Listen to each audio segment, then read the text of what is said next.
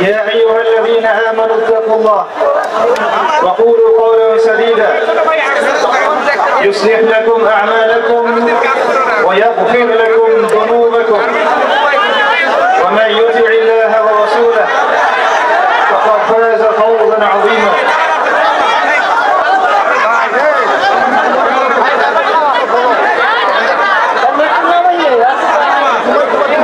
وقال الله تعالى يا أيها الذين آمنوا اصبروا وصابروا ورابطوا واتقوا الله لعلكم تفلحون. وقال الله عز وجل ولا تهنوا ولا تحزنوا وأنتم الأعلون إن كنتم مؤمنين. صدق الله العظيم. وقال رسول الله صلى الله عليه وسلم إن الله تعالى يرفع بهذا الكتاب أقواما ويضع به الآخرين. رب اشرح لي صدري ويسر لي أمري واحلل عقدة من لساني يفقهوا قولي. اللهم فقهنا في الدين وعلمنا التأويل. اللهم اجعلنا منهم الذين آمنوا وعملوا الصالحات وتواصوا بالحق وتواصوا بالصبر. أعوذ بكلمة الله التامات من شر ما خلق. أعوذ بكلمة الله التامة من كل شيطان وهامة ومن كل عين لامة. بسم الله الذي لا يضر مع اسمه شيء في الأرض ولا في السماء وهو السميع العليم. الحمد لله আলহামদুলিল্লাহ, যাবতীয় প্রশংসা এবং গুণগান একমাত্র মহিয়ান ও গরিয়ান আল্লাহ সুবহানাহু ওয়া তাআলার জন্য, যে আল্লাহ কোনো শরীক নেই, যে আল্লাহ রাব্বুল আলামিন আমাদের সবাইকে মুসলিম পরিবারে জন্মগ্রহণ করার তৌফিক দিয়েছেন। সকলেই বলি আলহামদুলিল্লাহ। শুকরিয়া জানাই সেই মহান রবের দরবারে, যিনি আমাদের সবাইকে নবী মুহাম্মদ সাল্লাল্লাহু আলাইহি ওয়াসাল্লামের সৌভাগ্যবান উম্মত হওয়ার তৌফিক দিয়েছেন। আলহামদুলিল্লাহ। অগণিত অসংখ্য দরুদ এবং সালাত বর্ষিত হোক মহান আল্লাহ প্রেরিত সর্বশেষ নবী, চূড়ান্ত নবী, মানবতার মুক্তির দূত মুহাম্মদুর রাসূলুল্লাহ সাল্লাল্লাহু আলাইহি ওয়াসাল্লামের প্রতি একবার সবাই মিলে দরুদ পড়ে ফেলি। আল্লাহুম্মা সাল্লি আলা মুহাম্মদ ওয়া আলা আলি মুহাম্মদ কামা সাল্লাইতা আলা ইব্রাহিম ওয়া আলা আলি ইব্রাহিম ইন্নাকা হামিদুম মাজিদ। আল্লাহুম্মা বারিক আলা মুহাম্মদ ওয়া আলা আলি মুহাম্মদ কামা বারাকতা আলা ইব্রাহিম ওয়া আলা আলি ইব্রাহিম ইন্নাকা হামিদুম মাজিদ। সম্মানিত প্রিয় দিনী ভাই ও বোনেরা, কেমন আছেন? ভালো আছেন? সত্যি সত্যি ভালো?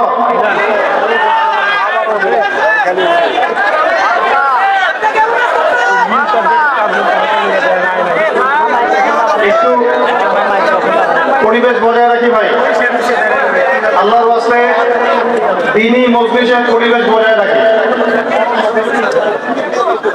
আমরা তো সারা রাত এখানে আলোচনা করবো না, অল্প সময় ধৈর্য ধরে বসে আল্লাহ তৌফিক দান করবেন। দীর্ঘ আলোচনা শুনেছেন বিকেল থেকেই, তো আমি আপনাদেরকে কিছু তিক্ত আলোচনা শোনাবো ইনশাআল্লাহ। কি আলোচনা? আল্লাহ পাক তৌফিক দান করুন। আসলে পরিবেশ একটা বড় বিষয়, পরিবেশের উপর আলোচনা নির্ভর করে। আপনারা যদি প্রশান্তির সাথে, ধৈর্যের সাথে, আনন্দের সাথে বসেন, ইনশাআল্লাহ আলোচনা হবে ইনশাআল্লাহ। আল্লাহ পাক আমাদের সবাইকে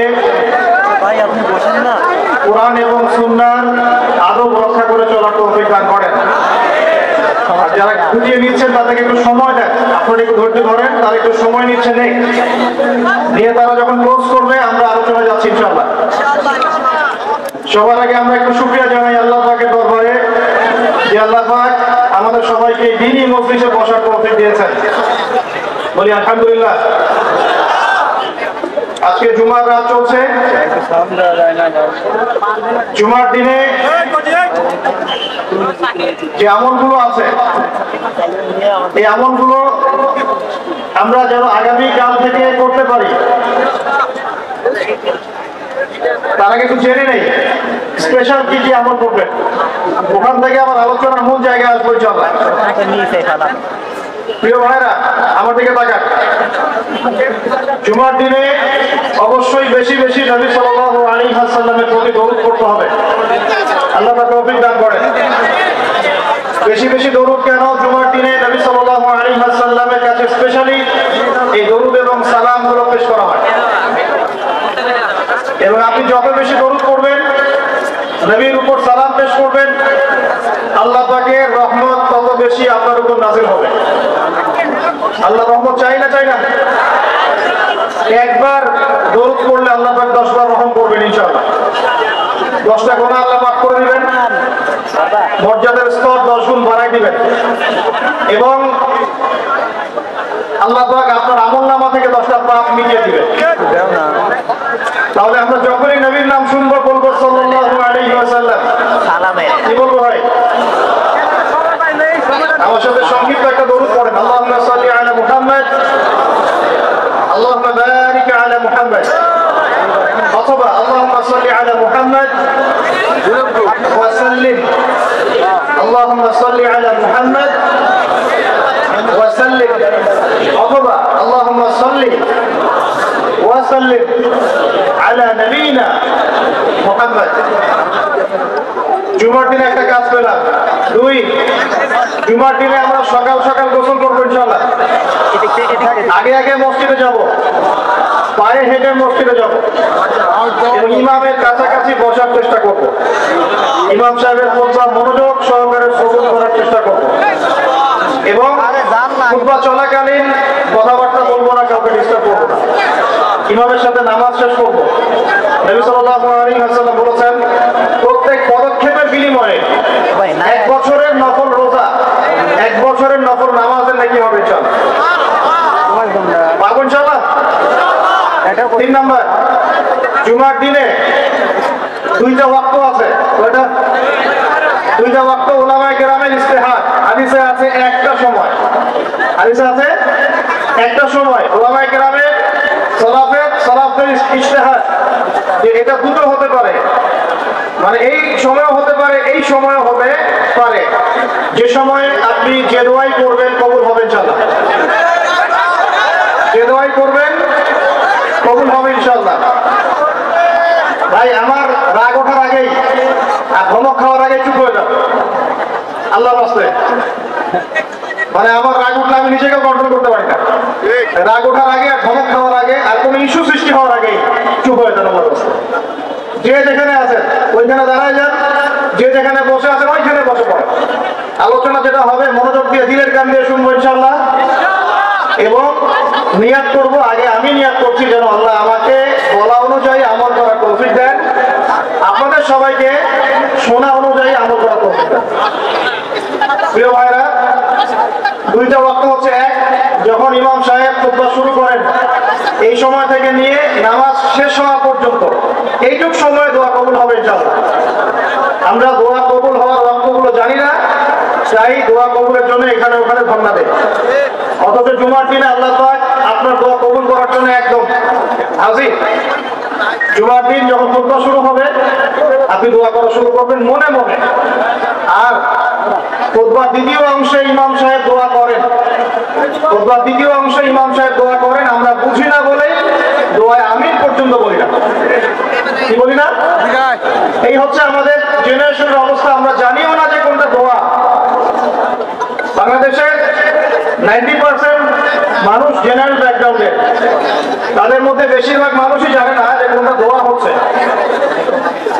আরেকটা কথা হচ্ছে এগুলো যে দোয়া, এটা যদি মসজিদ কমিটিও জানতো আমার ধারণা ইমাম সাহেবের চাকরি থাকতো না। রাবুজি ঠিক বলছেন। ইমাম সাহেব দোয়া করে আল্লাহুম্মা আইজ্জিল ইসলাম ওয়াল মুসলিমিন, বলেন আমিন। ইমাম সাহেব দোয়া করেন আল্লাহুম্মা আইজ্জিল ইসলাম ওয়াল মুসলিমিন, আল্লাহ ইসলাম এবং মুসলমানদেরকে ইজ্জত সম্মান দান করো। বুঝলেন কি দোয়া করে? আল্লাহ আপনি মুসলমানদেরকে আর ইসলামকে ইজ্জত এবং সম্মান দান করেন। তখন আমরা বলি আমিন। ওয়াদিল্লাহ শিরক ওয়াল মুশরিকিন, আল্লাহ শিরক এবং মুশরিকদেরকে আপনি জিল্লতি দেন, ধ্বংস করেন। আর আমরা বলি কি? আমরা কি বলি? আমিন। ভাই আমার দিকে ফোকাস করেন।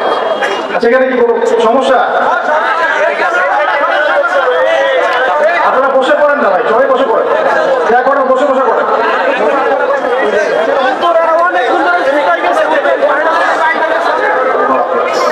আচ্ছা আমার সাথে পড়েন, আউযু বিল্লাহি মিনাশ শাইতানির রাজীম, আউযু বিকালিমাতিল্লাহি তাম্মা, বলেন, মিন কুল্লি শাইতানিন ওয়া হাম্মা ওয়া মিন কুল্লি আইনিন লাম্মা।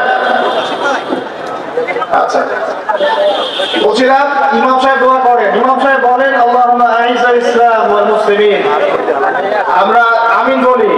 ইমাম সাহেব বলেন আল্লাহ ইসলাম আর মুসলমানদেরকে বিজয় দাও, ইজ্জত দাও। বলেন ওয়াদিল্লাহ শিরক ওয়াল মুশরিকিন, শিরক এবং মুশরিকদেরকে অপদস্থ করো, আমরা বলি আমিন। ওয়াদাম্মির আ'দা'আদ-দ্বীন, আল্লাহ তোমার দ্বীনের শত্রুদেরকে তুমি শায়েস্তা নাযিল করেছেন। 255 নম্বর আয়াত। কত নম্বর? যেটা প্রত্যেক ফরজ নামাজের পরে পড়তে হয়, ঘুমানোর আগে পড়তে হয়, এবং এটা আপনাকে হেফাজত করবে। আল্লাহ পাকের রহমতে একজন ফেরেশতা আপনাকে প্রোটেক্ট করবে। ঠিক তার পরে একটা পড়ে দেখছেন কখনো? আয়াতুল কুরসি কয়জন পড়েছেন? আপনার এর পরের একটা কয়জন পড়েছেন? এই দেখেন আপনার আয়াতুল কুরসির পরের আয়াতটা শুনেন। আল্লাহ পাক বলছেন আউযু বিল্লাহি মিনাশ শাইতানির রাজীম, লা ইকরাহা ফিদ-দ্বীন, দ্বীনের মধ্যে কোনো জবরদস্তি নাই। কি নাই ভাই? দ্বীনের মধ্যে কোনো জবরদস্তি নাই। ক্বাদ তাবায়্যানা রুশদু মিনাল গায়, মানে সত্য মিথ্যা, আলো অন্ধকার, হক বাতিল স্পষ্ট হয়ে গেছে। যেটা হেদায়েত আর যেটা গোমরাহি, এটা স্পষ্ট হয়ে গেছে। স্পষ্ট হয় নাই? তারপরে আল্লাহ বলেন মা ইয়াকফুর বিত-তাগুতি ওয়া ইউমিন বিল্লাহ ফাকাদ ইসতামসাকা বিল উরওয়াতিল ওয়াসতা। এই আয়াতটা তো আমরা অনেকে জানি না। আল্লাহ পাক বলেছেন মা ইয়াকফুর বিত-তাগুত, যে বা যারা তাগুতকে অস্বীকার করলো বা তাগুতের সাথে কুফরি করলো, ওয়া ইউমিন বিল্লাহ, এবং আল্লাহর প্রতি ঈমান নিয়ে আসলো, ফাকাদ ইসতামসাকা বিল উরওয়াতিল ওয়াসতা, সে ব্যক্তি একটা শক্ত রশি আঁকড়ে ধরলো, লাম ফিসামা লাহা, যেটা কখনো ছিঁড়ে যাবে না ইনশাআল্লাহ। তাহলে আল্লাহ পাক এই আয়াতে বলছেন আপনাকে তাগুতের সাথে কুফরি করতে। কার সাথে? তাগুতের সাথে কুফরি করতে এবং মুমিন হতে। ঈমানদার হতে হলে তাগুতের সাথে কুফরি করতে হবে, আর তাগুতের প্রতি ঈমান রাখলে মুমিন হওয়া যাবে না। কথা বোঝা যাচ্ছে? তাহলে এখন ডেফিনেশন কি তাগুতের? কাকে বলে এটা? যেটার প্রতি কুফরি না করলে আমি মুমিন হতে পারবো না। এক, আল্লাহ বাদ দিয়ে যার ইবাদত করা হয় সেটা তাগুত। আল্লাহ বাদ দিয়ে যার ইবাদত করা হয় সেটা তাগুত। আল্লাহ বাদ দিয়ে এমন কারো দাসত্ব করা যেটা আল্লাহ রাব্বুল আলামিনের কোরআন এবং সুন্নাহ শরীয়তের মূলনীতির বাইরে, তাগুত।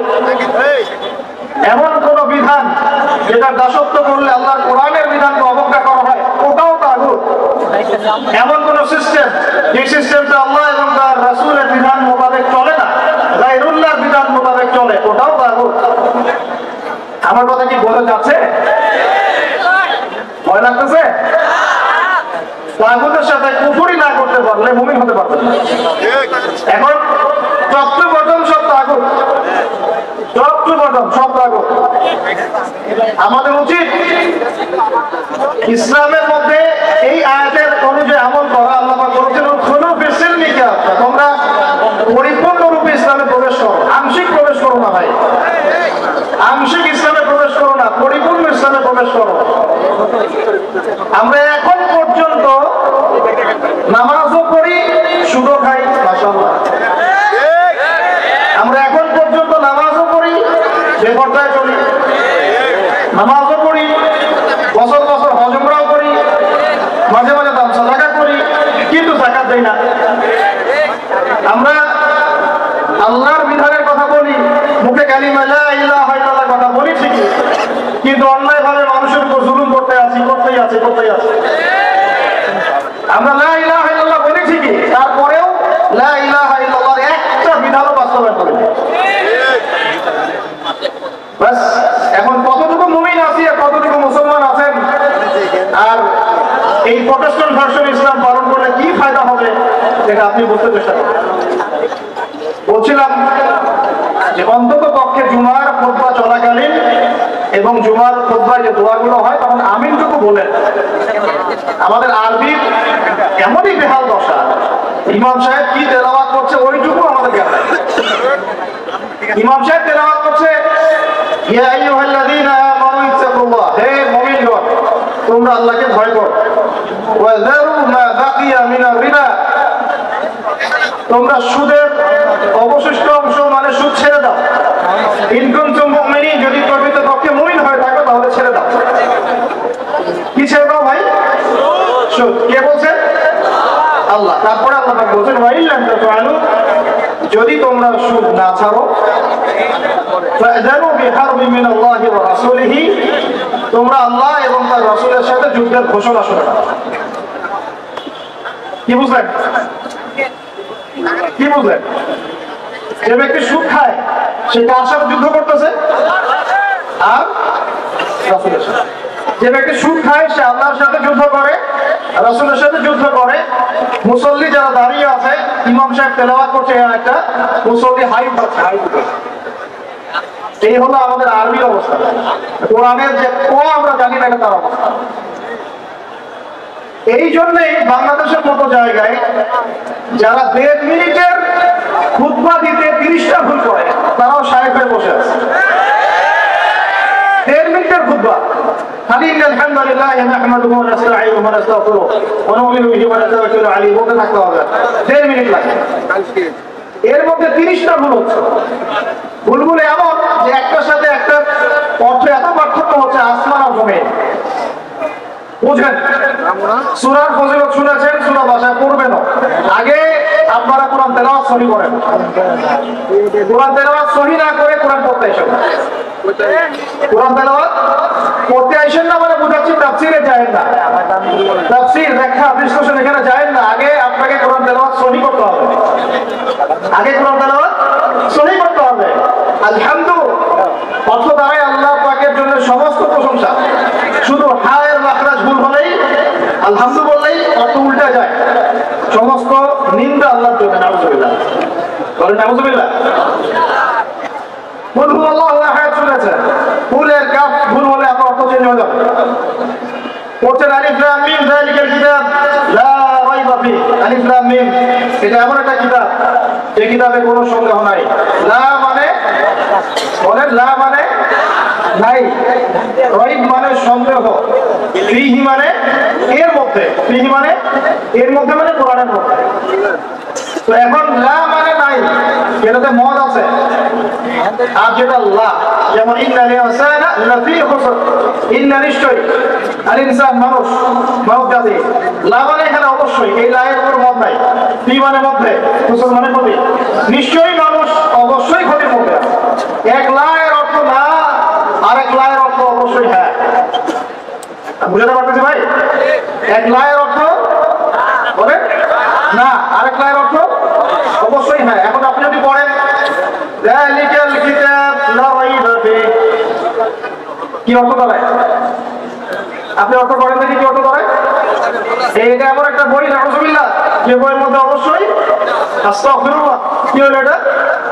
কুফর, ঈমান থেকে কুফর। কুল ইয়া আইয়ুহাল কাফিরুন, বলো হে কাফের সম্প্রদায়, লা আ'বুদু মা তা'বুদুন, আমি তার ইবাদত করি না যার ইবাদত তোমরা করো। লা আ'বুদু, এখানে মত আছে, লা আ'বুদু, আমি ইবাদত করি না, মা তা'বুদুন, যার ইবাদত তোমরা করো। এটা ঈমান কি না? ঠিক আছে তেলাওয়াত। এখন যদি নাম চেঞ্জ করে দেন, যদি বলেন যে লা আ'বুদু মা তা'বুদুন, কি অর্থ হবে? মানুষ তো বোঝেই না যে তাসাআলুনা বিহি ওয়াল আরহাম, বলছে তাসআলুনা বিহি ওয়াল আরহাম অর্থ কি? অর্থ বিসমিল্লাহির রহমানির রহিম বলছে কি? বিসমিল্লাহির রহমানির রহিম। আমার কথাগুলো মন দিয়ে শুনেন। ইসলাম কায়েম করতে পারবেন না যতদিন আপনি কোরআনওয়ালা হচ্ছেন না। কথা বুঝতে পারেন নাই? ইসলাম কায়েম করতে পারবেন না যতদিন কোরআনওয়ালা হচ্ছেন না, আর কোরআনওয়ালা হাদিসওয়ালা সুন্নতওয়ালা ততদিন হতে পারবেন না যতদিন বিশুদ্ধ করে তেলাওয়াত করা শিখছেন না। আমাকে একজন সাহাবী দেখাবেন, একজন সাহাবী যিনি কোরআন তেলাওয়াত করতে পারতেন না। আছে? আছে? এমন একজন তাবেঈ দেখাবেন যিনি কোরআন তেলাওয়াত করতে পারতেন না। এমন একজন তাবেঈ দেখান যিনি কোরআন তেলাওয়াত করতে পারতেন না। আমি আপনাকে বাংলাদেশে কয়েক কোটি মানুষ দেখাতে পারবো ইনশাআল্লাহ, যদি আমাকে অথরিটি দেওয়া হয়, যারা কোরআনের আলিফও জানে না বাও জানে। এখন আপনি এই জেনারেশনটাকে দিয়ে কি দিন কায়েম করতে চাচ্ছেন বাংলাদেশে? পারবেন মনে হচ্ছে? পারবেন যদি এটাকে প্রশিক্ষিত করতে পারেন।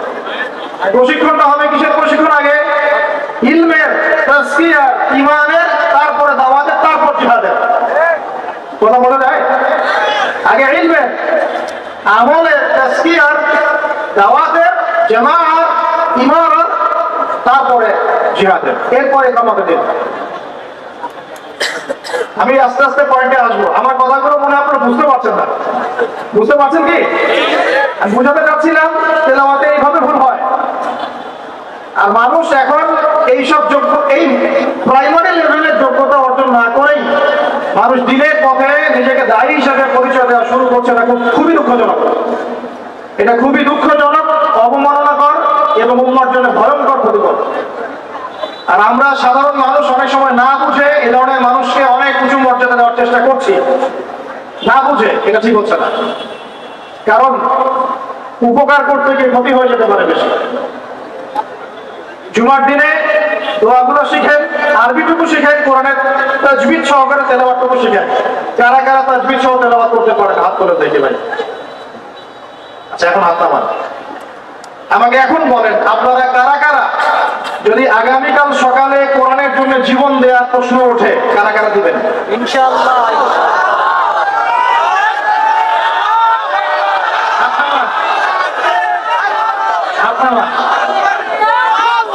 ওয়াল্লাহি আল্লাহর কসম করে বলছি আপনারা পারবেন না।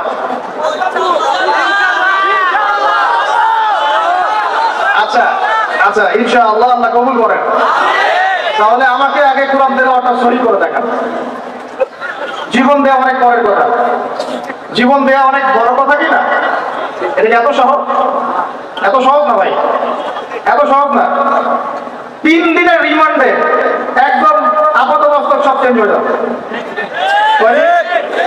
3 ঘন্টা রিমান্ডে, মাত্র 3 ঘন্টা। বড় বড় ইমানদারের রিমান্ড দেখবেন যে বের হয়ে গেছে পিছন থেকে। নাই শেষ নাই। এত সহজ না আল্লাহর জন্য জীবন দেয়া। আগে আল্লাহর জন্য তো আপনি নামাজই পড়তে পারছেন না, আপনি আল্লাহর জন্য তাহাজ্জুদই উঠতে পারছেন না। তাহাজ্জুদই তো উঠতে পারছি না আমরা তাহাজ্জুদে উঠতে না পারি, রাত্রে জেগে আছেন, যাদের একটা অংশ তো নামাজ পড়ছেন না। আল্লাহর জন্য তো আপনি দোয়া কালামগুলো মুখস্থ করলেন না, কোরআনটাও তেলাওয়াত করে এখনো শিখলেন না, 40টা হাদিস আপনি মুখস্থ বলতে পারছেন। এখন পর্যন্ত আল্লাহর জন্য আপনি হালাল খাওয়া শুরু করতে পারলেন না। আমি কাউকে উদ্দেশ্য করে কথা বলছি না, আমভাবে বলছি। তো যদি বলি এখানে যদি কেউ চোর থাকেন, তার উপর একটা চোর, তাহলে কি আপনি দাঁড়ায় বলবেন যে আমি সেই চোর? কিছু মানুষ তো বলছে আর কি। এখন বাদেন, আল্লাহর জন্য এখন পর্যন্ত আমরা হালাল খাওয়া তো করতে পারলাম না, শুধু খেয়েই যাচ্ছি। আয়াত একটা তেলাওয়াত করলাম, এটা আল্লাহর সাথে যুদ্ধ করা, নবীর সাথে যুদ্ধ করা। ইমাম সাহেব তেলাওয়াত করে, আমি বুঝি আমার হাই উঠে। নামাজে দাঁড়ায় চেয়ার নিয়ে কারাকারি করি, কে আগে চেয়ার নিয়ে কারাকারি করি। নামাজে দাঁড়াই নড়া চড়া, মানে বুঝি না যে কি হচ্ছে নামাজে, কার সামনে দাঁড়িয়েছি, কি বলছি। আর আল্লাহ পাক যে আমাকে দেখছেন, আমার যে নামাজে আল্লাহর সামনে দাঁড়িয়ে আমি আছি, আল্লাহ পাকের সামনে আমাকে এভাবেই কিয়ামতের দিন মানে ইন্ডিভিজুয়ালি দাঁড়াতে হবে। নামাজ কি ফিনিশ দিবে?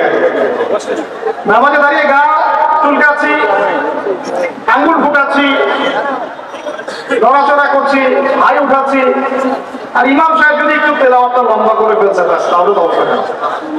কয়েকদিন থেকে চাকরি নাই।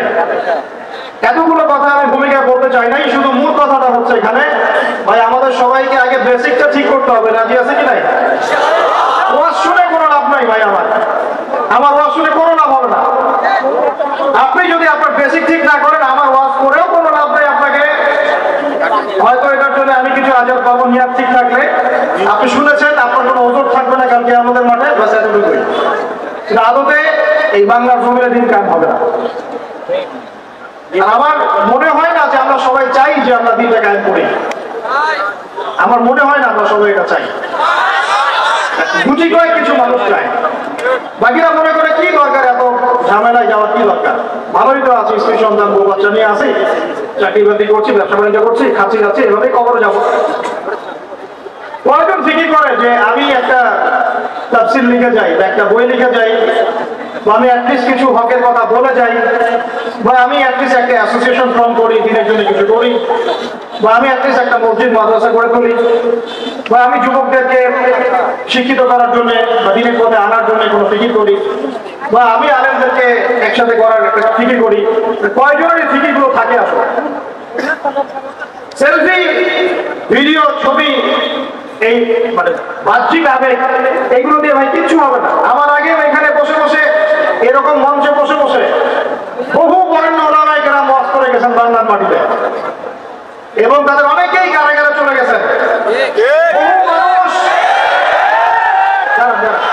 বহু মানুষ তাদের ওয়াজ শুনে ঠিক ঠিক বলতো, গরম গরম গরম গরম বক্তব্য দিতেন, এবং মানুষও ঠিক ঠিক বলতেন, জনগণও তাকে আর উস্কে দিত যেন সে আরো গরম গরম বক্তব্য দেয়।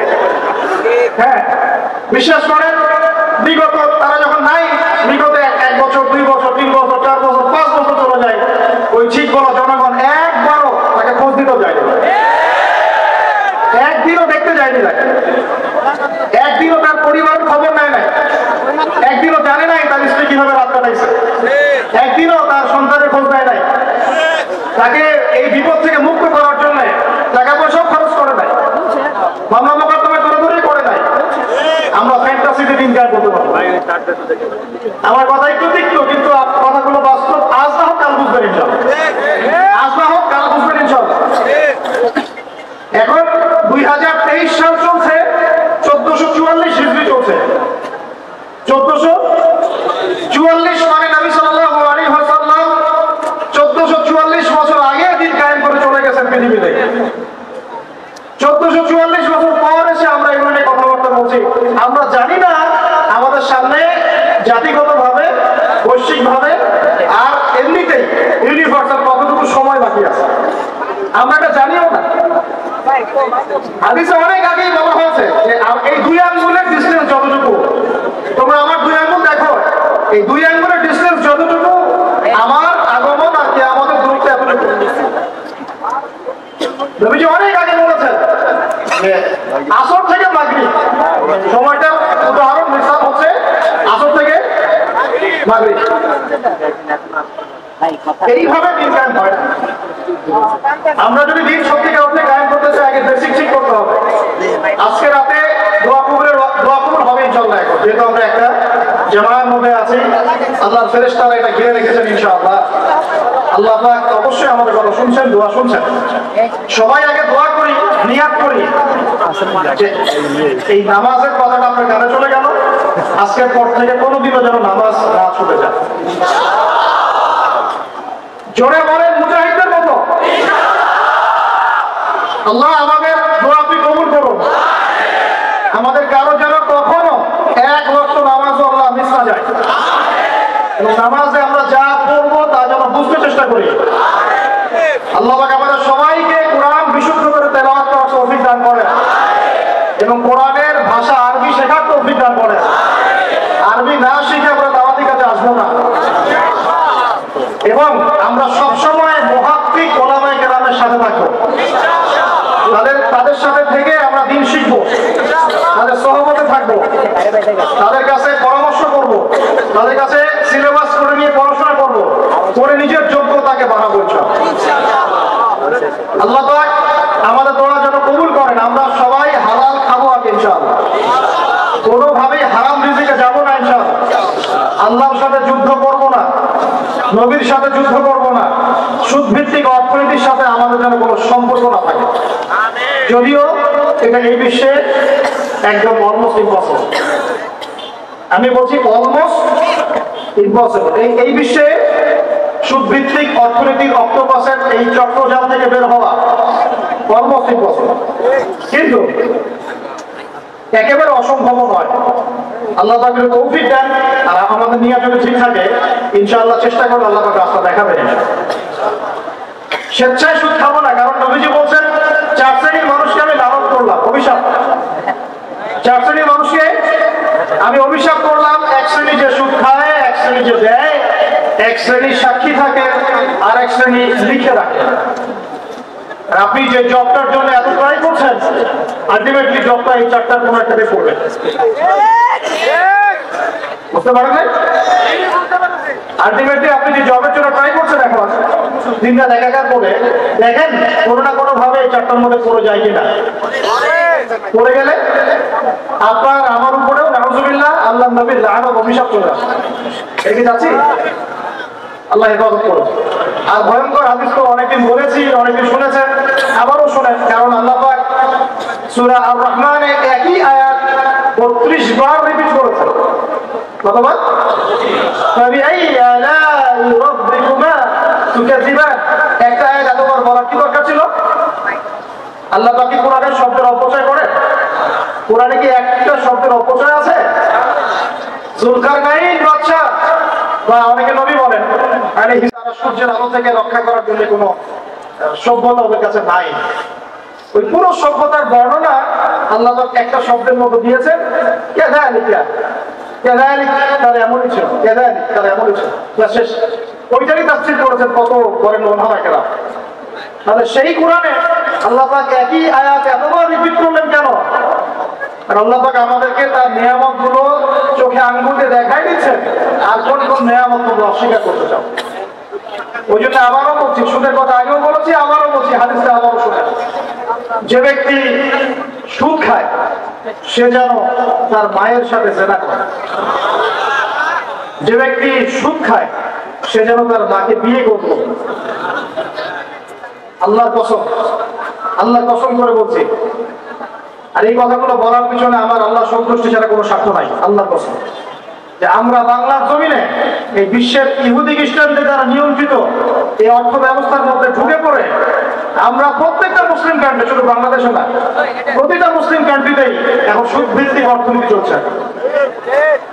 এবং আল্লাহর কসম করে বলছি, আমরা মুসলমান হয়েও এখনো নিজেদের মায়ের সাথে জেনা করছি না। 7টা বিয়ে জায়েজ না জায়েজ সেটা নিয়ে আপনারা প্রশ্ন করেন, কারণ হচ্ছে ভাইরাল ইস্যু, মজা লাগে, উত্তর আপনিও জানেন। কিন্তু সুদ দিয়ে যে মায়ের সাথে জেনা করতেছেন এই প্রশ্ন করেন না কেন? হ্যাঁ, বিয়ে শাদী নিয়ে প্রশ্ন করেন, দিন গায়েব নিয়ে প্রশ্ন করেন না কেন? শীতের দিনে বিয়ে করতে মজা লাগে না লাগে এইসব আলোচনা হয়, আল্লাহর জমিনের দাওয়াত জিহাদ নিয়ে কথা বলেন না কেন? যুব সমাজকে কিভাবে আল্লাহর দিকে নিয়ে আসা যায়, একটা সূত্রে গেঁথে ফেলা যায়, পরের ওলামায়ে কেরামদেরকে কিভাবে একটা জামায়ার মধ্যে আনা যায়, একটা আমিরুল মুমিনিন নিয়ে আসা যায়, এইসব চিন্তা করেন না কেন? সারাদিন কি এইসব মাসলা মাসাইল শিখতে থাকবে? সারা জীবন এগুলোই করতে থাকবে? সময় নাই হাতে আমাদের। এই জায়গাগুলো কে পূরণ করবে? এই জায়গাগুলো তো খালি হয়ে যাচ্ছে দিন দিন, কে পূরণ করবে? অনলাইনে বসে বসে পোস্ট লেখা সহজ, সমালোচনা করা সহজ, একটা কমেন্ট করা সহজ, লাইক শেয়ার দেওয়া সহজ। এই চেয়ারগুলো আপনি এসে পূরণ করেন, আসেন। এই চেয়ারগুলো উম্মার নেতৃত্ব প্রদানকারী জায়গাগুলো আপনারা পূরণ করেন, আসেন। পড়াশোনা করেন, সাহসী হন, সবরের পরিচয় দেন, মুজাহাদা করেন, প্রশিক্ষিত হন, হয়ে আসেন, কথা বলেন, জামায়া করে তোলেন, উম্মাকে নেতৃত্ব দেন, আসেন। এই জায়গাগুলো কাদের জন্য ছেড়ে দিচ্ছেন আপনারা? এই উম্মার দায়িত্ব আবু হাসনানের নয়, এই উম্মতের দায়িত্ব আব্দুল মালিক সাহেবের, এই উম্মতের দায়িত্ব এই মুস্তাকুল নবী হুজুর, ওসামা ভাই, আহমদুল্লাহ হোসেন, এই ইন্ডিভিজুয়াল মানুষদের নয়। একজন ব্যক্তির উপরে, কয়েকজন ব্যক্তির উপরে আপনি দায়িত্ব চাপা দিতে পারবেন না। উম্মার প্রত্যেকটা ব্যক্তির দায়িত্ব আছে এই উম্মাকে বিজয়ী করার জন্য।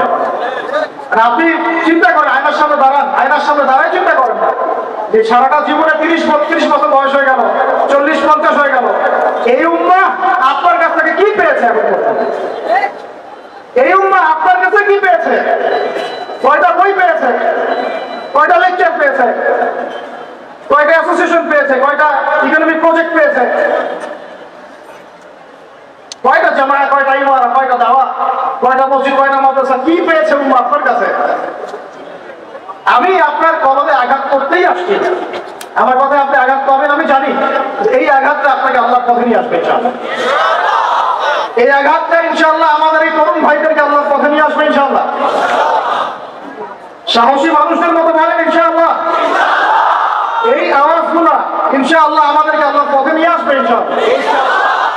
প্রত্যেক ঘরে ঘরে একজন করে হাফেজ তৈরি করেন, প্রত্যেক ঘরে ঘরে একজন দিনদার মেয়েকে বিয়ে করেন, প্রত্যেক ঘরে ঘরে যে বাচ্চাগুলো হবে এই বাচ্চাগুলোকে ইসলামী শিক্ষায় শিক্ষিত করেন, প্রত্যেক ঘরে ঘরে অন্তত একটা করে আলেম তৈরি করেন।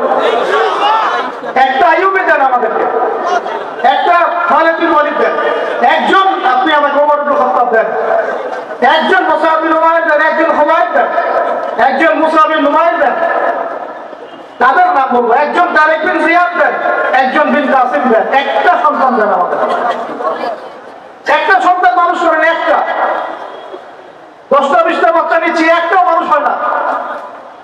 আলেম পরিবারের সন্তান মুদিখানার দোকানে ব্যবসা করে কেন খাবেন আপনি? আপনার এই উম্মতের উপর দায়িত্ব আছে। আমাদের দায়িত্ব খালি মধু বিক্রি করা, তুমি বিক্রি করা, আপনি বিক্রি করা। ইসলামের দিকে আসার সাথে সাথেই কেন আপনার দিকে চলে যান? উম্মাহকে কে নেতৃত্ব দিবে? আমরা দিব?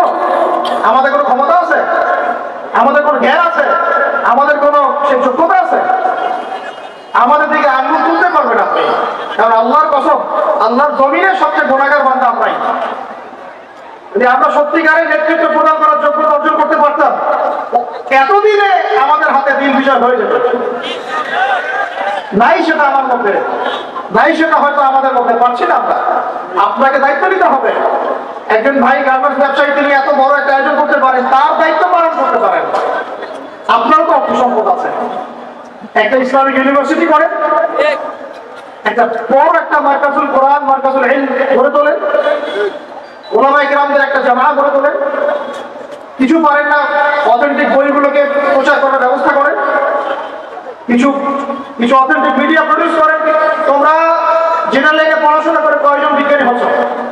একটা সফটওয়্যার আবিষ্কার করতে পারছি না আমরা ইসলামিক, হাতে গোনা যায় 3-4টা ইসলামিক প্রযুক্তি আমাদের নিজস্ব হাতে তৈরি করা না, আমাদের স্বতন্ত্র মিডিয়া নাই, এই মিডিয়াগুলোতে কিছু হয় না। এগুলো বরং কোনো কোনো ক্ষেত্রে ফেতনাও ছড়ায় বেশি।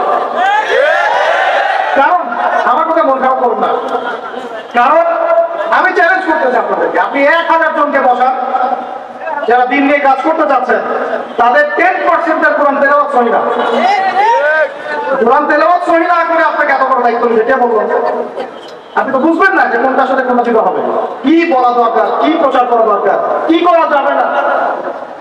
বাংলাদেশে আলেমে আলেমে দ্বন্দ্ব লাগানোর জন্য অনেক সময় মিডিয়া দায়ী হয়ে গেছে।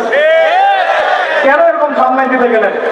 অমুককে ধুয়ে দিল, তমুক, সে যদি না ধুয়েও দেয় তবু তো আমার মনে হচ্ছে লোকটাকে ভালো মনে করতাম, লোকটাকে আলেম মনে করতাম। এরকম কথা বলবো আমার সম্পর্কে আমার মনের মধ্যে একটা খারাপ ধারণা সৃষ্টি হচ্ছে। কেন আপনি সামনে দিতে গেলেন? ওর যখন চোখে করবো সে আবার কাউন্টার দিবে, কারণ আমরা তো মন থেকে পবিত্র না, মনের মধ্যে হিংসা দিয়ে ভর্তি। আমি ঘুরেছি, প্রত্যেক মহলে ঘুরেছি, আমরা এখন পর্যন্ত নফসের তাসকিয়া অর্জন করতে পারি। মনে আমাদের যে পরিমাণ হিংসা বিদ্বেষ, এই হিংসা বিদ্বেষ নিয়ে কবরে গেলে আল্লাহ পাকের একটা আযাব মারিতে পারবে না। আল্লাহ মাফ করবে। হিংসা নিয়ে যদি মানুষ পরকালে যায়, নেক আমলগুলো আগুনের মতো খেয়ে ফেলবে। নবী সাল্লাল্লাহু আলাইহি ওয়াসাল্লাম বলেছেন। আমরা এটাকে খরচ করে নিয়েছি নিজেদের মধ্যে। ভাই, আপনারও তো যোগ্যতা আছে, আপনারও তো কিছু করার আছে। একটা অ্যাপ আবিষ্কার করেন, একটা বই লিখেন, একটা মাদ্রাসা করেন, একটা মসজিদ করেন, একটা ইসলামিক ইউনিভার্সিটি করে তোলেন, স্বতন্ত্র ইসলামিক মিডিয়া করে তোলেন। সবচেয়ে বড় কথা, কাজ যেগুলো হয় সেগুলো বিক্ষিপ্ত হয়ে যায়। এগুলো কোনো একটা সূত্রে গাঁথা না। এখানে একটা মাহফিল, ওখানে একটা, ওখানে একটা, ওখানে একটা, এখানে একটা মাদ্রাসা, ওখানে একটা, ওখানে একটা, এখানে একটা। 4 জন 4 ভাবে চিন্তা করেন, 4 জন 4 ভাবে চলেন। এখানে একটা সংগঠন ইসলামিক, ওখানে একটা, এখানে একটা, ওখানে একটা। একটা ওয়াল উম্মাহ জামাআ নাই বাংলাদেশে। তো আপনারা বলেন না আমাকে, এই উম্মাহকে কিভাবে আমরা বিষয় নিয়ে যাব? আমাকে আপনারা বলেন, ছোটখাটো প্রশ্ন করে বলতে আপনারা আমাকে উত্তর দেন, কিভাবে আপনি এই দুনিয়াতে আল্লাহ পাকের দ্বীন ইসলাম কায়েম করবেন? পথ পদ্ধতি কি আপনার কাছে? কি পথ পদ্ধতি? কিভাবে শুরু করবেন? তারপরে কি? তারপর কি? গন্তব্য কোথায়? আর আমি বলি আপনাদেরকে গন্তব্য কোথায়? আমাদের গন্তব্য জেরুজালেম। গন্তব্য কোথায়?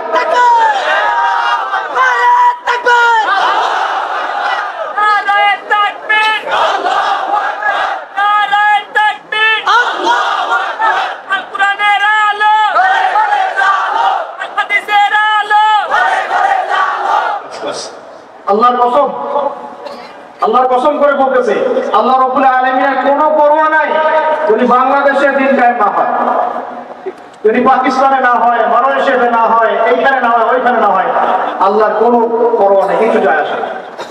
কারণ আখিরুজ্জামান স্টাডি করলে আপনি পাবেন যে অবশ্যই নবী ঈসা ইবনে মারইয়াম এই পৃথিবীতে আবার আসছেন ইনশাআল্লাহ, এবং তিনি আসার আগেই মুসলিমদের মধ্যে একজন ত্রাণকর্তা আসবেন। তার নাম মুহাম্মদ। তার নাম কি? মুহাম্মদ। বাবার নামও আব্দুল্লাহ, মায়ের নামও আমিনা।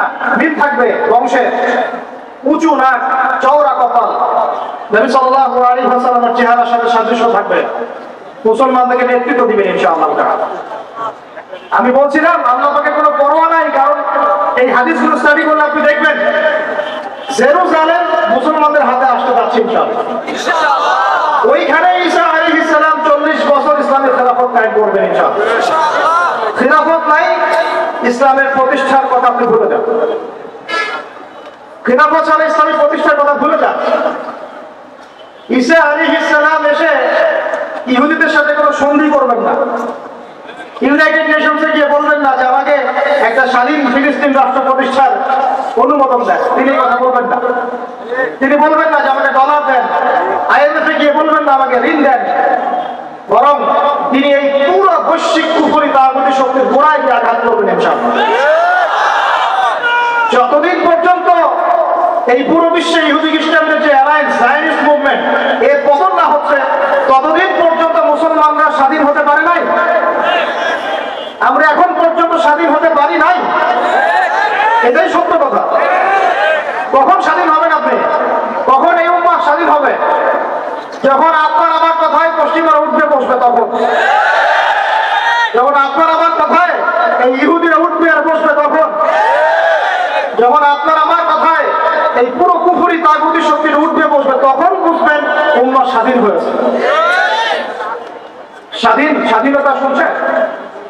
বেলাল ইবনে রাবাহ স্বাধীন, যখন তাকে পিটানো হচ্ছে সেগুলোতে বেদের চেষ্টায় টানা হচ্ছে, বেলাল ইবনে রাবাহ সেদিন স্বাধীন ছিলেন, কারণ তিনি আল্লাহ ছাড়া কারো দাসত্ব করেন। আবু জাহেলের নির্মম নির্যাতন, উমাইয়া বিন খালাফের নির্মম নির্যাতন বেলাল ইবনে রাবাহকে পরাধীন করতে পারে না। বেলাল স্বাধীন আঘাতের মধ্যে। সুমাইয়া স্বাধীন। সুমাইয়ার নাম শুনেছেন? আমাদের কলকাতার নামই জানে। ওরা জানে কি প্রোডাক্ট আসতো বাজারে, কোন পার্লারে গেলে কি পাওয়া যায়, কোথায় গেলে কি হয়, কোন মার্কেটে গেলে কি পাবো। মার্কেট ভর্তি মহিলা দিয়ে, বই ভর্তি মহিলা, গার্মেন্টস তো ভর্তি মহিলা। পর্দা কতটুকু মেনটেন হয় সেটা ভাবতে হবে। জব করতে দোষ নাই, জব করতে দোষ আছে, পর্দা কতটুকু ভাবতে হবে না? আমরা যে বস্তুবাদী এটা আমাদের রাস্তাগুলি প্রমাণ করছে। আমরা আমাদের বাড়ি ঘরগুলো চকচকা করছি আর সরকারের রাস্তাগুলো ভেঙে ফেলছি। এখন ওই রাস্তাগুলো তৈরি করে দেওয়ার দায়িত্ব আমাদের, দায়িত্ব আমাদের না? অবশ্যই আমাদের, কারণ আমরা তো খেয়াল করলাম সরকারি মাল গড়িয়ামে ডাল, এরকম চিন্তা করলাম। ওদিকে যেতে যাচ্ছি না। বোনরা শোনেন, ভাইরাও শোনেন, সুমাইয়া স্বাধীন। কখন স্বাধীন? যখন আবু জেহেল তাকে বলছে যে তুই এই জন্যই ইসলাম কবুল করেছিস যে মুহাম্মাদের সৌন্দর্য দেখে তুই তার প্রেমে পড়েছিস। কি বলেছে বলেন? তুই মুহাম্মাদের সৌন্দর্য দেখেই মনে হয় তার প্রেমে পড়েছিস। সুমাইয়া রাদিয়াল্লাহু আনহা তখন বাধা, হাত পা বাধা, হাত পা বের করার কোনো অপশন নাই, বাধা আছে। এক জটলা থুতু মুখে একত্রিত করে আবু জাহেলের মুখের উপর থু করে থুতু দিয়ে। আর আপনারা তো জানেন যে একটা থুতুতে অনেক কিছু হয় না? একটা থুতুতে অনেক কিছু হয়। এক থুতুতে ইমানদার মুনাফিক আলাদা হয়ে যায়। এক থুতুতেই ইমানদার মুনাফিক আলাদা হয়ে যায়। সুমাইয়াও থুতু দিয়েছিল আবু জাহেলের মুখে। এবার আবু জাহেল কি করছে শুনে। আবু জাহেল তার কাছে একটা বর্ষা ছিল, বর্ষা চেনা যায়, বর্ষা সামনে অংশ চোখা, এটা দিয়ে সুমাইয়া রাদিয়াল্লাহু আনহার লজ্জাস্থানে আঘাত করে তাকে শহীদ করে দিয়েছে। ব্যথা অনুভব করলেন না? আমি জানি করেন নাই, কারণ সুমাইয়া আপনার কেউ না, সুমাইয়া আপনার কেউ না, সুমাইয়া আমার বোন না, সুমাইয়া আমার স্ত্রী না, সুমাইয়া আমার মা না, সুমাইয়া আমার খালা ফুফু চাচি মেয়ে কেউ না। এই কারণে আমাদের আঘাত লাগে না। যদি আমাদের এই দেহটা যে অবশ, আমাদের উম্মার যে দেহটা যে অবশ, এটা তো বোঝা যায় চলমান বিশ্ব রাজনীতি দেখলেই। বিশ্বের যে কোনো জায়গায় মুসলিমরা আঘাত পাচ্ছে, মার খাচ্ছে, নির্যাতিত হচ্ছে, দোয়াও তো মুখে বেরো হয় না তাদের স্মরণে একদিন কেউ রোজা রেখে একটু দোয়াও করে না, নামাজে একটু দোয়াও করে না, দুইটা কথাও বলে না, কোনো মানববন্ধন নাই, কোনো প্রতিবাদ নেই, কিছুই নাই। মানে পুরো দেহটাই প্যারালাইজ, শেষ, অবশ অনুভূতি। আর প্রত্যেকটা বর্ডার একটা অনেকের প্রান্ত, যেখানে অনুভূতি গুলো ব্যবচ্ছেদ করা হয়েছে, ফিলিংস গুলোকে ব্যবচ্ছেদ করে ফেলে দেওয়া হয়েছে, ফিলিংস নাই। সুমাইয়ার কথা শুনে আমাদের লাগলো না, কারণ সুমাইয়া আমার মেয়ে না, আমার মেয়ে আয়েশা কর না, আমার মেয়ে মারিয়াম কর না, আমার ছেলে ওমর উসমান কর না। সুমাইয়া তখন স্বাধীন, যখন তাকে বর্ষায় শহীদ করা হলো, সে স্বাধীন, জান্নাতে চলে গেল। জুলাইবির একজন সাহাবী ছিলেন, ছোটখাটো মানুষ, ইসলাম কবুল করে আসছেন। খায়বার যুদ্ধের দিন নবী সাল্লাল্লাহু আলাইহি ওয়াসাল্লাম তার হাতে তাকে তলোয়ার দিয়েছেন এবং তাকে যুদ্ধে মানে অগ্রগামী যে সৈনিকরা থাকে প্রথম কাতারের দিকে, সেখানে থাকার মানে চান্স দিয়েছেন। তাকে মানুষ বিয়ে করতে চাইতো না, কারণ তার চেহারা সুরত খুব একটা ভালো লাগে না, বংশ নিচু, মানুষের একটা থাকে না প্রেস্টিজ ইস্যু। তার মনে কষ্ট। নবী সাল্লাল্লাহু আলাইহি ওয়াসাল্লাম একদিন প্রস্তাব পাঠালেন তাকে চিঠি দিয়ে, যে তুমি এই চিঠিটা নিয়ে অমুক করতে যাও, গিয়ে বলো যে আমি বলেছি তোমাকে যেন মেয়ে দেয়। তখন তারপরেও মেয়ে দিতে চাচ্ছে না, কিন্তু সেই মেয়ে শুনেছে যে আল্লাহর নবী সুপারিশ করেছে, আমার যৌবনের উপর ধিক্কার যদি আমি এই সুপারিশ না রাখি। তিনি বললেন জুলাই যেমনই হচ্ছে আর আমি তাকে বিয়ে করতে রাজি আছি। তিনি বিয়ে করলেন, সংসার হলো, শুরু হলো। এই সাহাবী খায়বার যুদ্ধে শহীদ হলেন। নবী সাল্লাল্লাহু আলাইহি ওয়াসাল্লাম তার চারপাশে দেখলেন, তার চারপাশে 12 জন ইহুদির লাশ পড়ে আছে। কয়জন? একাই 12 জনকে হত্যা করেছে এই সাহাবী। আল্লাহর নবী তাকে নিজের হাতে কোলে নিয়েছেন, কোলে মানে তার দেহটা এরকম ছিল, খুব লম্বা চড়া না, নিজের হাতে কোলে নেওয়ার মতো নিয়ে নিজ হাতে থেকে তাকে দাফন করলেন। আর বললেন যে আমার এই সাহাবীর জন্য হুরে নেঈনরা তাদের দরজা খুলে দিয়েছেন। তিনি তখন স্বাধীন। ওমর ইবনে খাত্তাব তখন স্বাধীন। কখন স্বাধীন? ওমর রাদিয়াল্লাহু আনহু কোরআন খুলে সূরা তাহা পড়ছেন। তাহা পড়তে পড়তে তার ভিতরে ফিলিংস চলে আসলো যে না, এটা আল্লাহর পক্ষ থেকে আসছে। তিনি বলেন খুসুনি ইলা রাসূলিল্লাহি ওয়া আসহাবি, আমাকে আল্লাহর রাসূলের কাছে নিয়ে চলো, তার সাহাবীদের কাছে নিয়ে চলো। তাকে নিয়ে যাওয়া হলো। ভিতরে হামজা ছিলেন রাদিয়াল্লাহু আনহু, তাকে টেনে নিয়ে আসলেন ভিতরে। বলছেন তরোয়াল নিয়ে আসতে দিল, আলা তানতাহি হাত্তা ইয়াজআল আল্লাহু বিকা কারিয়া, ততক্ষণ পর্যন্ত কি তুমি ক্ষান্ত হবে না যতক্ষণ আল্লাহর গজব না আসছে তোমার উপরে। ওমর ইবনে খাত্তাব বলছেন ইয়া রাসূলুল্লাহ, হে আল্লাহর রাসূল, জিতুকা উমিনু বিল্লাহি ওয়া রাসূলিহি, আমি আপনার কাছে এসেছি আল্লাহ এবং আপনার প্রতি ঈমানদার হয়ে এসেছি। ওয়াবিমা জিতা বিহি মিন ইনদিল্লাহ, এবং আপনি আল্লাহর পক্ষ থেকে জানিয়ে এসেছেন, এই কোরআনের প্রতি ঈমানদার হয়েই আমি আপনার কাছে এসেছি।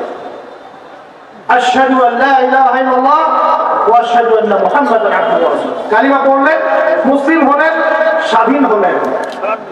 আগে পড়া হয়েছে, বুঝতে পারছেন কথা? এরপরে তিনি সবার দরজায় গিয়ে নক করলেন। আবু জাহেলের বাসায় নক করে বলছেন হাল আলিমতা আন্নী ক্বাদ আসলামতু, তুমি কি জানলা যে আমি ইসলাম কবুল করেছি? আবু জাহেল তুমি কি জানলা শুনলা যে আমি ইসলাম কবুল করেছি? আরেকজনের বাসায় যান, উমাইয়া বিন খালাফ, আরে আলিমতা আন্নী কদ আসলাম, তুমি কি জানলা আমি ইসলাম কবুল করেছি? ওয়াত্তাবা'তু মুহাম্মদ সাল্লাল্লাহু আলাইহি ওয়াসাল্লাম, আমি আল্লাহর রাসূলের ইত্তেবা করেছি। এরপর কুরাইশদের এই কাবার সামনে গিয়ে বলেন, ইয়া মা'শারাল কুরাইশ, হে কুরাইশ তোমরা শুনো, ইয়ালামু আন্নী কদ আসলাম, তোমরা জেনে রাখো যে আমি ইসলাম কবুল করেছি। ওয়া শাহিদতু আল্লা ইলাহা ইল্লাল্লাহ ওয়া আন্না মুহাম্মাদান আবদুহু ওয়া রাসূলুহু। এবার কুরাইশরা গিয়ে তার উপর আক্রমণ শুরু করলো। 40 জন 50 জনকে তাকে গ্রেফতার করতেছে, তিনি একাই লড়তেছেন সবার সাথে। একজন এসে পরামর্শ দিচ্ছেন, ওই যে আপনারা যারা হিকমতের দোহাই দিয়ে কাপুরুষতাকে আড়াল করতে চান, তারা শুনেন কষ্ট হবে, যারা হিকমতের দোহাই পেরে কাপুরুষতাকে আড়াল করতে চান তারা শুনেন। উনি এসে বলেছেন যে আফালা কুনতা কাযাব, তুমি কি ইসলাম কবুলের এই বিষয়টাকে গোপন রাখতে পারতা না? কি দরকার ছিল এভাবে প্রকাশ্যে বলা? কি দরকার ছিল এভাবে কাফেরদের সাথে একটা দ্বন্দ্বে জড়ানো? শোনেন তারপরে তিনি কি বলছেন। তিনি বলছেন যে ওয়াল্লাহি, আল্লাহর কসম করে বলছি, লা উফাররিকান্না বাইনাল হাক্কি ওয়াল বাতিল কামা ফাররাকাল্লাহু বাইনাল লাইলি ওয়ান নাহার। আল্লাহু আকবার। তিনি বলছেন আল্লাহর কসম করে বলছি, আমি রাত এবং দিন আল্লাহ পাক যেভাবে আলাদা করে দেন, এইরকম করে আমি সত্য আমি মিথ্যা উম্মাহ স্বাধীন। কিছু করতে গেলেই বলবে স্যাংশন দিয়ে দিব, কিছু বললে বলবে যে একদম টাকার মান কমাই দিব। আরো কিছু যদি বলতে চায় আমাদের প্রশাসন গভর্নমেন্ট যদি আরো বড় পদক্ষেপ নিতে চায়, প্রশাসন গভর্নমেন্ট যদি বলতে চায়, বলতে পারে বা বলে ওই ইউনাইটেড নেশনসে গিয়ে যে আমরা আমাদের দেশ থেকে আমাদের সেনাবাহিনী পাঠাবো গাজায় গিয়ে আমাদের পক্ষে, আমাদের মুসলিমদের পক্ষে যুদ্ধ করবে, এই কথা যদি বলতে পারে বা বলে, দেখবেন তাদের সমস্ত শক্তি দিয়ে বাংলাদেশকে আক্রমণ করে দিচ্ছে। আপনি আমাকে বলেন আমরা স্বাধীন? উম্মাহ স্বাধীন? ওই তাগুতি শক্তির, বিশ্ব কুফরি শক্তির পরাজয় না হওয়া পর্যন্ত মুসলমানরা স্বাধীন না। আর ঈসা ইবনে মারিয়াম সেই গাল গল্প করতে আসবেন না, তিনি মানুষকে খালি সুরসুরি মার্কা ওয়াজ করতে আসবেন না, তিনি আসবেন ওই গোড়ায় আঘাত করতে ইনশাআল্লাহ। আর মাহদী মানুষকে সুরসুরি মার্কা ওয়াজ করবেন না, খালি ফজিলত ফজিলত এভাবে নয়, তিনি আসবেন দাওয়াতের মিশন নিয়ে, উম্মাহকে ঐক্যবদ্ধ করবেন, কুফারদের সাথে মুসলমানদের এক সশস্ত্র যুদ্ধ হবে, তারপরে এদের একটা একটা করে খুঁজে বের করে মারা হবে ইনশাআল্লাহ। আল্লাহ কসম করে বলতেছি, আমাদের একটা মুসলিম ভাইয়ের রক্ত বৃথা যাবে না, একজন শিশুর রক্ত বৃথা যাবে না ইনশাআল্লাহ, একজন বোনের ইজ্জতের মূল্য তাকে দিতে হবে ইনশাআল্লাহ। এই যে বিগত 1.5 মাসে তোমরা 19,600 জনকে হত্যা করেছো, একটা একটা করে হিসাব আমরা দিব ইনশাআল্লাহ। 1914 সাল থেকে 2023 পর্যন্ত প্রায় 3.5 লক্ষ মানুষকে হত্যা করা হয়েছে, এই হিসাব আমরা দিব ইনশাআল্লাহ। এই হিসাব আমরা নিব ইনশাআল্লাহ, আমরা ছাড়বো না ইনশাআল্লাহ। এই ফিলিস্তিন আমরা ছাড়বো না, এই জেরুজালেমও ছাড়বো না। আর মনে রাখেন, আমাদের এখানে কি হবে তারপরও আল্লাহ পাক করবেন না। আল্লাহ পাক জানেন কোন জায়গা থেকে দিন কায়েম করতে হবে। ঈসা ইবনে মারিয়াম 40 বছর ওই তখ্ত থেকে, ওই সিংহাসন থেকে পুরো বিশ্বটাকে শাসন করবে ইনশাআল্লাহ। আপনার আঞ্চলিক রাজনীতি নিয়ে পড়ে আছেন থাকেন, আমি বিশ্ব রাজনীতি নিয়ে কথা বলবো। আঞ্চলিক পলিটিক্সে আমার কোনো আগ্রহ নাই, কারণ আমি জানি এই পুরো সাবকন্টিনেন্ট শাসন করবে ঈসা আলাইহিস সালাম। যদি আমরা তার পক্ষের লোক হয়ে যাই, তাহলে আমরা ইজ্জত সম্মান পাবো ইনশাআল্লাহ। আর যদি আমরা তার বিপক্ষে চলে যাই, দেখবেন জিল্লতি আর জিল্লতি নেমে আসবে। আল্লাহ এখন শুনেন, ইবনুল খাত্তাব স্বাধীন এখানে, হামজা রাদিয়াল্লাহু আনহু স্বীকার করে আসছেন। যুবক ভাই আপনি শুনেন, এই যে ওমরের কথা বললাম, এরকম একটা ছেলে আমাকে দিতে পারবে ঘর থেকে, প্রত্যেকটা ঘর থেকে পারবেন? সাহস আছে খালি বলবে যে আমি রাত দিন যেমন আল্লাহ আলাদা করে দেন, আমি সত্য মিথ্যা আলাদা করে দেবো, পারবে? তোমরা টিকটক চালাচ্ছ, তোমরা টিকটক চালাচ্ছ, পাবজি খেলতেছো, ফ্রি ফায়ার খেলতেছো, মেয়ে নিয়ে পড়ে আসো, তোমরা কিভাবে আমাকে নেতৃত্ব দেবা? নামাজ পড়তেছো না, সাপ্তাহিক সওয়াব তো রাখো না, মনে হয় আল্লাহ ভালো জানেন। দান সাদাকা কতটুকু করো আল্লাহ ভালো জানেন। কোরআন তেলাওয়াত করতে শিখতেছো না, কোনো আলেমের সহবতে যাও না। ইউটিউব, অনলাইন, ফেসবুক, ব্যাস that's all. YouTube, online, Facebook হচ্ছে একটা ফিতনা। আপনি বলতে পারেন যে আমার লেকচারও তো যাই, অনেক বড় বড় আলেমের লেকচারও যাই, সব মেনে নিয়েই বলছি না ফিতনা, সব মেনে নিলাম, আপনার কথা মেনে নিয়েই বলতেছি ফিতনা। কারণ এর কন্ট্রোল মুক্তির শক্তির হাতে, এর কন্ট্রোল তার প্রতি শক্তির হাতে। আপনি এটা নিয়ন্ত্রণ করেন না, এই প্রযুক্তি আপনি তৈরি করেন। আমরা আলাদা করে কোনো মুসলিম কমিউনিটি সোসাইটিও বিল্ড আপ করতে পারি না অনলাইনে, বুঝেছি? আমাদের কোনো স্বতন্ত্র সামাজিক যোগাযোগের মাধ্যম আছে? বলেন। উমর ইবনে খাত্তাবের মতো একজন স্বাধীন মানুষ দেন। হামজা রাদিয়াল্লাহু আনহু স্বাধীন কখন? আবু জেহেল আল্লাহর নবীকে একটা আঘাত করেছে, বলেন নাউজুবিল্লাহ সাল্লাল্লাহু আলাইহি ওয়াসাল্লাম। আপনারা তো জানেন যে পিছের মধ্যে উঠে নারী ভুড়ি দেওয়া হয়েছে, নামানো হয়েছে। তো এই দৃশ্য একজন দাসী দেখেছে, হামজা রাদিয়াল্লাহু আনহু স্বীকার করে আসছেন, তাকে বলছে তোমার ভাতিজাকে এইরকম আঘাত করেছে আবু জেহেল। আবু জেহেলের নাম কিন্তু আবু জেহেল না, আবু জেহেলের নাম আবুল হাকাম। সেও কিন্তু আল্লাহকে বিশ্বাস করতো। আপনারা মনে করবেন না যে সে একদম ইহুদি ছিল বা খ্রিস্টান ছিল, এমন না। সে আল্লাহকে বিশ্বাস করতো, কিন্তু আল্লাহ পাকের বিধান মানত না। এখন হামজা রাদিয়াল্লাহু আনহু বলছেন সে কি সত্যিই কাজ করেছে? হ্যাঁ, সত্যিই কাজ করেছে। আচ্ছা চলো দেখাও আবু জেহেল কোথায় আছে। তিনি ঘোড়া ছুটায় গেলেন কাবাগরের সামনে, গিয়ে বললেন যে তুমি আমার ভাতিজাকে গালি দিয়েছ, তুমি আমার ভাতিজাকে আঘাত করেছ, জেনে রাখো আমি আজকে থেকে আমার ভাতিজার দিনের উপর আছি। এই কথা বলার সাথে সাথে তার উপর আক্রমণের চেষ্টা করা হচ্ছিল। তিনি নিজে একটা ঘুষি দিয়ে আবু জেহেলের একটা দাঁত ফেলে দিলেন। দাঁত যে পড়ে গেছে কিনা সিরাতের কিতাবে স্পষ্ট নাই, কিন্তু আঘাত একটা ঘুষি দিয়েছেন এটা স্পষ্ট। ঘুষি দিয়ে বলছেন রুদ্দাহা ইনিস্তাতা, রুদ্দাহা ইনিস্তাতা, যদি সাধ্য থাকে এই ঘুষিটা আমাকে ফেরত দিয়ে দেখেন, সাধ্য থাকলে আমাকে একটা আঘাত করে দেখা। এখনো নাই, এখন আমি তাই বলি যে আমার ভাতিজা বলে শাহিদতু আল্লা ইলাহা ইল্লাল্লাহ ওয়া আন্না মুহাম্মাদান আবদুহু ওয়া রাসূলুহু, আমি সাক্ষ্য দিচ্ছি ওয়া দিলাম আল্লাহ ছাড়া কোনো ইলাহ নাই, মুহাম্মদ আমার ভাতিজা আল্লাহর রাসূল। ওর সাধ্য থাকলে আমাকে ঠেকা। এরকম জেনারেশন দিতে পারবেন? আপনার ছেলেরা কি এরকম? আপনার ভাইরা কি এরকম? এই আমাদের মায়েরা তাদের সন্তান কি এরকম যে মেয়েদেরকে ঘরে নিয়ে আসছেন? এই মেয়েগুলোও কি সুমাইয়ার মতো? উম্মে আমারা একজন নারী সাহাবী, উম্মে আমারা উহুদের যুদ্ধে চতুর্দিক থেকে আল্লাহর নবীকে আক্রমণ করা হচ্ছে, তিনি একাই তীর ছুটছেন, তীর ছুটছেন, তীর ছুটছেন। মহিলা সাহাবী, নারী সাহাবী, আমাদের নারী মেহেদি দেয় বসে বসে তার বয়ফ্রেন্ডের জন্য। আমাদের নারীরা ঘরে বসে বসে মেহেদি দেয়, পার্লারে যায় বয়ফ্রেন্ডের জন্য। আর উম্মে আমারা রাদিয়াল্লাহু আনহা তাদের মতো সাহাবীরা জীবন দেন রাসূলের জন্য। স্বাধীনতা এটা, তারা স্বাধীন, আল্লাহর রাসূলের অধীনে তারা কাউকে পরোয়া করতে পারে। তখন উম্মাহ ছিল না। আর কি আর কার কয়জনের কথা বলবো আপনাদের? মুসআব বিন উমাইর বিখ্যাত সাহাবী, তরুণ সাহাবী, তাই মানুষ এত দামি পারফিউম ইউজ করতেন, এটা এখনকার লাখ টাকা কোটি টাকার দাম হবে।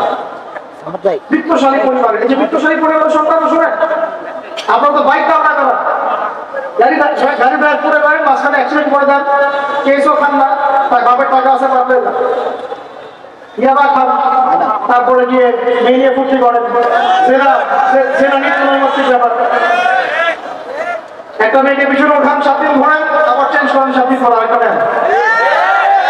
মুসআব বিন উমাইর ধনীর সন্তান ছিলেন, ধনী দুলাল। যখন ইসলাম এসেছে, কোরআন এসেছে, শুনেছেন তিনি ইসলাম গ্রহণ করেছেন, মা সম্পত্তি থেকে বঞ্চিত করেছে, তাকে চাটাইয়ের মধ্যে জড়িয়ে নিচে আগুন দেওয়া হবে, ধোঁয়া দেওয়া হবে, আযাব দেওয়া হবে পারিবারিক ভাবে। তিনি যখন নবীর কাছে আসলেন, নবী তাকে বললেন তুমি মদিনায় যাও। কোথায়? মদিনায় গিয়ে দাওয়াতি কাজ করো। মদিনায় দাওয়াতি কাজ করতে লাগলেন। তার একক দাওয়াতে মদিনার 75টা পরিবার ইসলাম গ্রহণ করেছে। মদিনায় ইসলামের আপনি জয়জয়কার দেখছেন, এটা মুসআব বিন উমাইর রাদিয়াল্লাহু আনহু দাওয়াতের একটা ফসল, আল্লাহ রাসূলের দোয়া। কয়টা পরিবার? এই 75 পরিবার এসে বায়াত করলেন নবীর কাছে। তারপরে নবী হিজরত করলেন মদিনায়। এমনি এমনি হয়নি, এটা প্রেক্ষাপট। ওই মুসআব বিন উমাইর রাদিয়াল্লাহু আনহু উহুদের যুদ্ধে শহীদ হচ্ছেন, তার গায়ে তখন 50টার বেশি তরবারের আঘাত আছে। কয়টা বেশি? তার মাকবার ওখানেই আছে, দেখে আসেন। তিনি স্বাধীন। ওই ময়দানে যারা শহীদ ছিলেন, ওই শনিবার সকাল 10টা থেকে, ওটা তো শাওয়াল মাসের, এটা শাওয়াল না, রমজানের পরে শাওয়াল মাসে যুদ্ধ হয়েছে। শাওয়াল মাসে 10 তারিখ হয়নি, 10 তারিখ 9 তারিখ সিরাত দেওয়া পড়েছে, 9 তারিখ 10 সকালবেলা যুদ্ধ হচ্ছে। ওই সময়ে পৃথিবীতে যারা ওই সময় যুদ্ধ করছেন মুসলমানদের পক্ষে, আল্লাহর জমিনের মধ্যে সবচেয়ে শ্রেষ্ঠ মানুষ, সবচেয়ে শ্রেষ্ঠ জীবন, শ্রেষ্ঠ মন, ওখানে তারা উঠবেন, তখন তাদের গা থেকে মেশকম্বরের ঘাম ঝরতে থাকে। মারিফত থাকলে আপনি পাবেন, অন্তরের মধ্যে কলুষতা থাকলে আপনি পাবেন না, তো স্বাভাবিক। এখন মুসাফ বিন উমাইর কি পরাধীন না স্বাধীন? বলে তিনি কি পরাধীন না স্বাধীন? স্বাধীন। মুসাফ বিন উমাইর আরেকজনের কথা শুনেন, বলতে থাকলে আপনাদের সারা রাত কবর যাবে। জাফর ইবনে আবি তালেব নাম শুনেছেন? জাফর ইবনে আবি তালেব শুনেন, এইটা শুনেন। অনেকে অনেক দলিল দেয়, এই দলিলগুলো শুনেন, এগুলো শুনেন। ইহুদিদের 3টা গোত্র ছিল মদিনায়। কয়টা ভাই? একটা বনু কুরাইজা, বনু কাইনুকা, বনু নাজির। বনু কুরাইজা, বনু কাইনুকা, বনু নাজির, এই 3টা গোত্রের সাথে আমাদের চুক্তি ছিল। আমরা একটা সনদের মধ্যে ছিলাম। এরা সনদ ভঙ্গ করলো, ঠিক যেমন করে তারা এখন প্যালেস্টাইনে আক্রমণ করছে এইভাবে। সনদ ভঙ্গ করলে বনু কাইনুকার বাজারে আমাদের এক মহিলা সাহাবী তিনি বোন গিয়েছেন হাজতে, সোনার দোকানে। ইহুদি তাকে বলছে নিকাব খোলো, সে নিকাব খুলছে না, খুলবে না। ইহুদি দুষ্ট, ষড়যন্ত্র করে তার কাপড়ের একটা অংশ রশি দিয়ে গিট বেঁধে দিয়েছে। আমাদের দিদি উঠতে গিয়েছে, সদর একটু খুলে গেছে, চিৎকার করে উঠেছেন। পাশে ছিলেন এক আমাদের আনসারী সাহাবী, আওয়াজ শুনেছেন। সেই আওয়াজ শুনে এক মুহূর্ত দেরি করেন নাই, মদিনায় ফিরে এসে নবীর কাছে পারমিশনও চান নাই। বুঝেন, দলিল বুঝেন। তিনি এক মুহূর্ত দেরিও করেন নাই, মদিনায় ফিরে গিয়ে নবীর কাছে পারমিশনও নেন নাই। তার কাছে একটা খোলা তরোয়াল ছিল, বের করেছেন, ইহুদির গর্দানে একটা কোপতে গর্দান নামাই দিয়েছে। সাহসীদের মতো বলেন আল্লাহু আকবার। বিল্লাহি তাকবীর।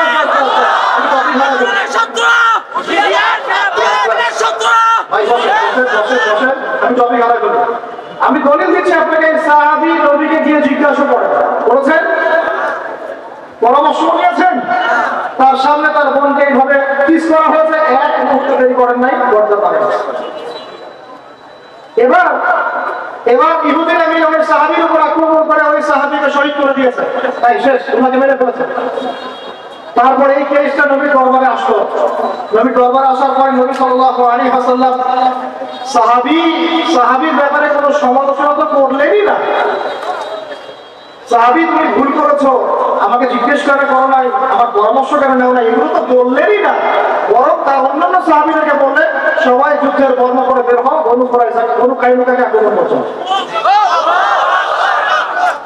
এখন আপনি দেখছেন 3 মাসে 19,600 জন, 3 মাসে, সরি 3 মাস কিসে, 1.5 মাসে 19,600 জন। আর এখানে একজন মুসলিম ভাই, একজন মুসলিম বোনের ইজ্জতের বিনিময়ে নবী সাল্লাল্লাহু আলাইহি ওয়াসাল্লাম পুরা বনু কাইনুকাকে একদম সমূলে উৎপাদিত করে মদিনা থেকে বিতাড়িত করেছে। ওই উম্মার সাথে উম্মার কোনো সম্পর্ক আছে? ওই আরবের সাথে এই আরবের কোনো সম্পর্ক আছে?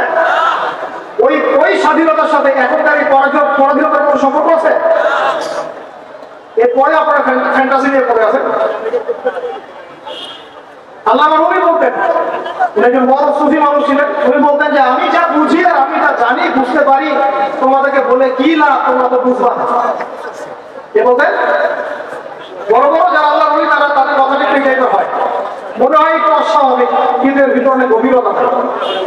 আমি নিজেও এই কথা বলতেছি, আমরা যা বুঝি, যা বুঝতেছি, যা দেখতেছি, তা আপনাদেরকে বলে বোঝাতে পারবো না, বলেই বা কি লাভ, আপনারা তো বুঝবেন। এই একটা ঘটনা দলিল পেলেন। আরেকটা শোনেন, আরেকটা খাওয়া হলো বনু নাজির, রাসূলকে দাওয়াত দিয়েছে, দাওয়াত দিয়ে বলছে যে আমরা ইসলাম কবুল করবো, আসেন নেগোশিয়েট করি। নবীজি বসেছেন,